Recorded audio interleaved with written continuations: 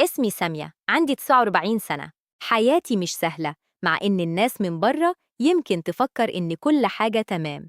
ولادي الاتنين اتجوزوا وسافروا بره مصر، وكل واحد فيهم بقى ليه حياته. من ساعة ما سابوني وأنا عايشة لوحدي.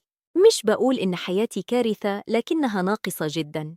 جوزي اللي مات من كام سنة كان مالي الدنيا كلها قدام عيني. كان مهتم بيا وبولادي، وكنت حاسة إن في حياة حقيقية. لكن بعد ما راح، الدنيا سودة في وشي. كنت أتمنى أموت قبليه عشان أشوفش اللي أنا فيه دلوقتي. أنا طول عمري بحط ولادي قبل نفسي. كنت أتنازل عن حقي عشان هم يبقوا مرتاحين وما يشوفوش تعب. ولما جوزي توفى، فكرت إنهم هيفضلوا جنبي. لكن الحياة مش زي ما بنتخيل. مع الوقت، العلاقة بينا بدأت تبرد. مش عارفة بالظبط إيه السبب، لكن خليني أقول إن مواقف كتير حصلت خلتنا أراجع نفسي. ولادي اشتغلوا بحياتهم ونسوا إن أمهم لسه عايشة وبتتنفس. أنا مش من عيلة غنية، بالعكس، عيلتنا متوسطة الحال. عندي أختين، الكبيرة والصغيرة.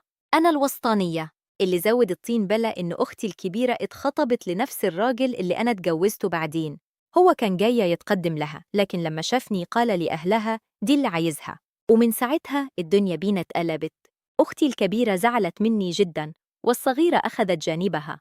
بقينا مش بنتكلم كويس، وكل واحد فينا في واد. دلوقتي بعد وفاة جوزي أنا لوحدي تماماً. ماليش صحاب ولا حد يسأل عني. الشقة اللي ساكنة فيها دلوقتي كانت شقة صغيرة قديمة، لكن فيها ذكريات. رجعت أعيش هنا عشان أحس إن ليا وجود وسط الناس. الجيران هنا ناس بسيطة وطيبة. أول يوم جيت كنت مرعوبة. كنت خايفة من الوحدة ومن إن حياتي تكون ملهاش معنى. لكني اكتشفت إن الحياة ممكن تبتدي من جديد من غير ما نستنى. كل اللي محتاجه ربنا يبعت لي سبب يخليني أتنفس تاني. مش عارفة إيه اللي جاي، لكن حاسة إن في حاجة هتتغير قريب.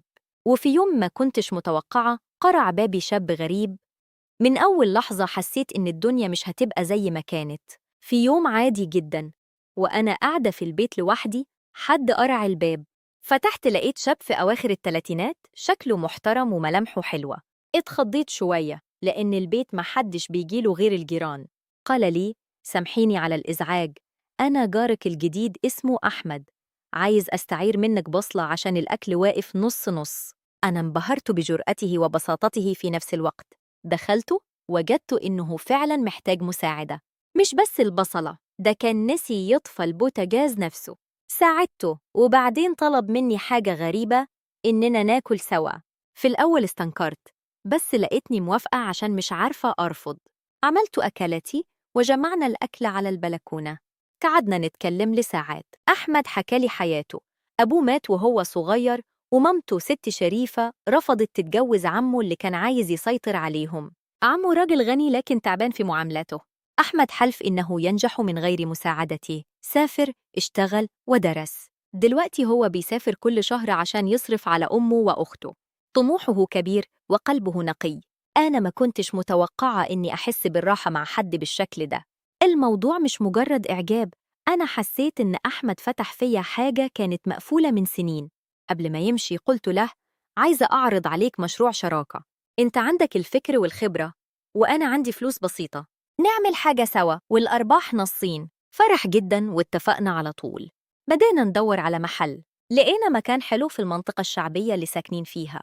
فتحنا المشروع، ومن أول شهر النجاح كان كبير. أحمد بيدير كل حاجة بإتقان.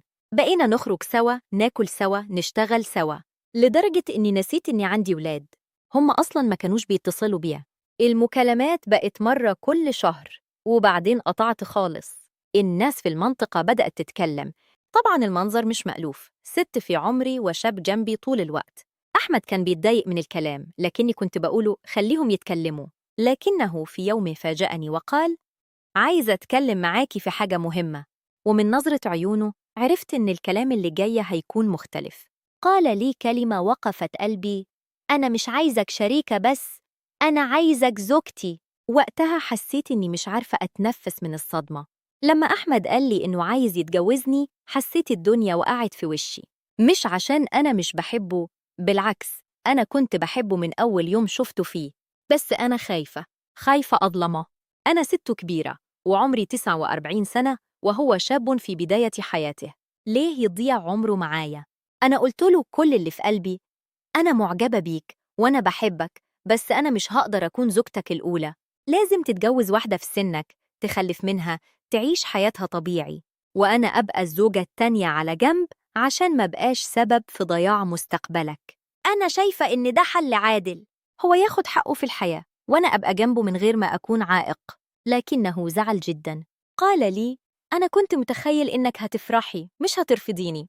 ومن ساعتها حصل بينا برود، كنا بنتقابل في الشغل وبس ونرجع بيوتنا. كان يومي بقى ثقيل من غير وجوده، بس أنا مصرة على موقفي عشان بحبه بجد.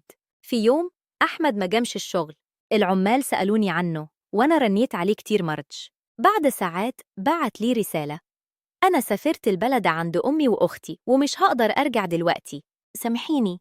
أنا انهارت، ما كنتش متخيلة إني أقدر أتعلق بحد كده. جلست في البيت يومين بعيط ومش عارفة أعمل إيه، وبعدين قررت أنا لازم أسافر وراه، لازم أواجهه وأقوله إني غيرت رأيي. سافرت له، ولما قابلته لقيت نظرة في عينه مش قادر يصدق إني جيت. اعتذرت له وقلت له أنا موافقة أتجوزك، بس بشرط واحد. اندهش وقال: أية الشرط؟ قلت له: أول حاجة تتجوز عروسة في سنك، تعيش معاها سنة، تفرحوا سوا، وبعد كده نتجوز إحنا. الشرط صعب جدا، لكنه موافق وقال: عشان حبك أنا هعمل أي حاجة. أحمد عمل اللي طلبت منه بالحرف، خطب بنت عمه وجهز نفسه لفرح، وأنا كنت قاعدة أتفرج من بعيد، قلبي بينبض بالفرحة والخوف سوا. أحمد اتقدم لبنت عمه زي ما اتفقنا، بس عمه رفض في الأول، قال إن أحمد مش مناسب لبنته لأنه لسه بيبدأ حياته. لكن أحمد أصر ووافقوا في الآخر، والفرح كان بسيط لكن جميل. أنا ساعدته في تجهيز الشقة بنفسي، اخترت الستاير والمفروشات على ذوقي عشانه هو. كان قلبي موجوع شوية، لكني كنت مبسوطة إنه بياخد حقه في الحياة زي ما أنا طلبت. بعد الجواز بشهرين مراته حملت. أخبار الحمل وصلت لي وأنا قاعدة لوحدي في البيت، مش عارفة حسيت بإيه بالظبط. فرحة ليه؟ غيرت شوية؟ حسد؟ لا مش حسد، بس أنا كنت بحبه بطريقة غريبة. وفي نفس الوقت كنت فخورة بنفسي إني عرفت أتخذ القرار الصح. بعد مرور شهرين كمان على جوازه، قررنا إحنا الاتنين إن الوقت جه علشان نتجوز إحنا كمان. كان مراته لسه في الشهور الأولى، وهو قال لي أنا هقدر أكون زوج صالح ليكم انتوا الاتنين. ليلة فرحي بأحمد كانت أسعد ليلة في عمري، مش زي ليلة فرحي الأولانية اللي كانت صدمة. جوزي الأول كان مريض وما قدرش يعيش معايا حياة طبيعية، لكن دي ليلة مختلفة، حسيت إني لأول مرة عايشة. كان أحمد طيب، حنون، مهتم، فضلنا نروى جنج الحياة اللي أنا كنت ناقصاني. ما كنتش مصدقة نفسي، كنت ببص في المراية وأقول يا سامية إزاي؟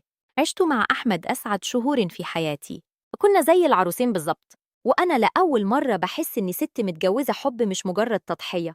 كنت خايفة من المستقبل، لكني كنت عايشة بكل لحظة، كل حاجة كانت مثالية، لحد ما قرع الباب في يوم مش متوقعه.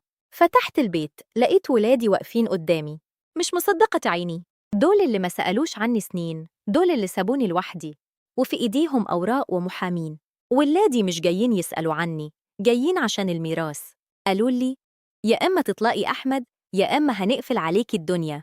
وقفت قدام ولادي مش مصدقة، نفس الولاد اللي ضحيت بعمري عشانهم، اللي سهرت الليل عشانهم، اللي جوزي الأول كان مريض وما قدرش يعيش معايا زوجية طبيعية واتحملت عشان ما يضيعوش. دلوقتي واقفين قدامي زي الغرباء.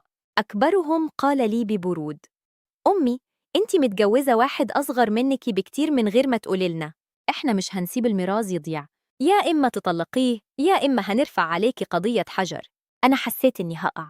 أحمد كان واقف جنبي مسندني، ما ردش بغلظة بس قالهم: أنا مش عايز فلوس أمكم ولا حاجة من اللي ليها، أنا بحبها واحترمها ومش هسيبها لوحدها. إيه الرد ده كان صادم لولادي، لأنهم كانوا متوقعين إني هخاف وأستسلم. لكن أنا كمان اتغيرت، مش سامية الضعيفة اللي كانت بتتنازل عن حقوقها لأجل أولادها.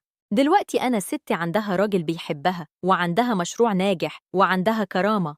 جلست مع ولادي في البيت وحكيت لهم كل حاجة.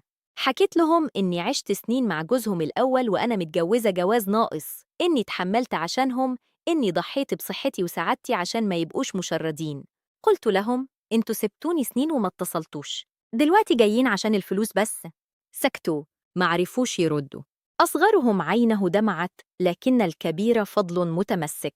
وفي الآخر قلت لهم قدام أحمد: أنا مش هطلق أحمد، ولو عايزين ترفعوا قضية براحتكم، المحكمة هتشوف مين اللي كان ناسي أمه ومين اللي كان جنبها في أحلك أوقاتها. نهضوا ومشوا من غير سلام، سابوني وأنا قاعدة في الصالة، أيدي ترتجف. أحمد حضني وقال لي: سامية، أنتِ أقوى واحدة عرفتها في حياتي، وإحنا هنكمل مع بعض مهما حصل. من اليوم ده وأنا عارفة إن الطريق مش هيكون سهل، بس الفرق إني مش لوحدي. لأول مرة في حد واقف جنبي، مش عشان مصلحته لكن عشان قلبه معايا. تبدأ حكاية جديدة بقتال جديد. المحكمة جت، ولادي جابوا محامي مشهور، والناس كلها قالت إن حظي ضاع، لكنهم ميعرفوش إني لسه عندي ورقة لعبتها غير كل حساب.